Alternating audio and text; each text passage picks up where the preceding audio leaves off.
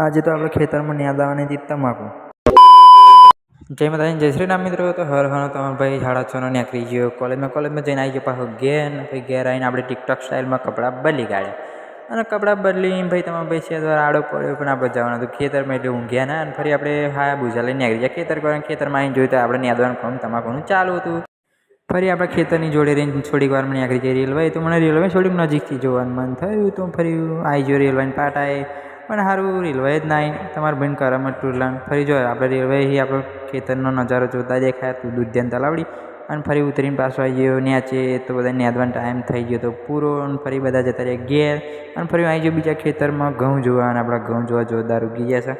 ફરી હું ખેતરના ચોફેરા છેડે ફરી વાર એમ ભાઈ આપણું હાયાબુઝા કાઢીને નીકળી ગયો ઘર જઈને. ઘેર આવતા આવતા જોઈતા તો ડીગો અને કુલદીપભાઈ નચાવતા હતા આપણો ગોળો. ભાઈ આવી ગયો ફાઇનલી આપણા ઘેર અને ઘેર આવીને જોઈતા તો મસ્ત પડી ગઈ હતી હોજ અને આપણે દ્વારા દાડીને દેખાતા હતા ચંદામાં. તો દ્વારા દાડીને હા ભાઈ બંધ હોજ પડી ગઈ.